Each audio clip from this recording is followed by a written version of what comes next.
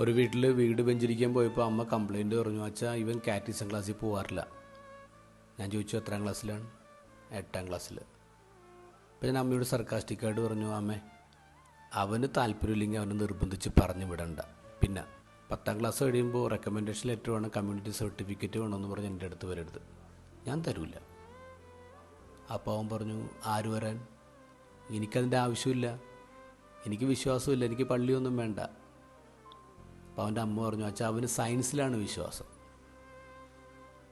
അപ്പോൾ 8ാം ക്ലാസ്സുകാരനല്ലേ.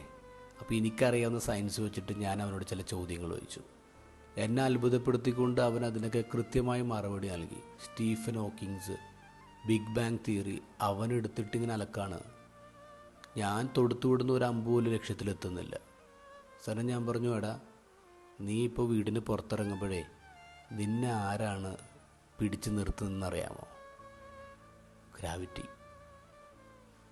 ഒരു 8ാം ക്ലാസ്സിൻ്റെ മുന്നിൽ ഞാനിങ്ങനെ ഈഗ മുഴുവൻ പൊട്ടി ഒലിച്ചിങ്ങനെ നിൽക്കുകയാണ്. നല്ല ദേഷ്യം എൻ്റെ ഉള്ളിൽ വരുന്നുണ്ട്. ദൈവം തന്നെ ഒരു പാഠം പഠിപ്പിക്കൂടാ, ദൈവം ഒരു പണി നിനക്ക് തരുമെന്ന് എൻ്റെ മനസ്സിങ്ങനെ പറയുന്നുണ്ട്. പക്ഷെ അത് പുറത്തോട്ട് വരാതിരിക്കാൻ വേണ്ടി ഞാനിങ്ങനെ കൺട്രോൾ ചെയ്ത് നിൽക്കുകയാണ്.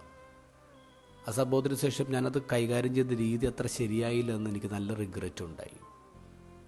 ഞങ്ങൾ പലപ്പോഴും ഉത്തരം മുട്ടുമ്പോൾ പറയുന്നൊരു കാര്യമാണ്, ദൈവം നിന്നെ പഠിപ്പിക്കും, ദൈവം നിനക്കൊരു പണി തരും. ദൈവത്തെ മോശമായിട്ട് ചിത്രീകരിക്കുന്നതിൽ എന്നെ പോലുള്ളവർക്ക് വലിയൊരു പങ്കുണ്ട്.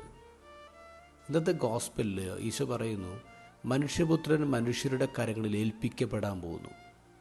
മനുഷ്യപുത്രൻ ഏൽപ്പിക്കപ്പെട്ടു, ആൾക്കാരവനെ കൊന്നുകളഞ്ഞു. മനുഷ്യർ ദൈവത്തെ കൊന്നു എന്നുള്ളത് ചരിത്രമാണ്, അതിന്നും തുടരുന്നു എന്നുള്ളതൊരു സത്യമാണ്. മനുഷ്യരിന്നും ദൈവത്തെ പീഡിപ്പിച്ചുകൊണ്ടിരിക്കുകയാണ്.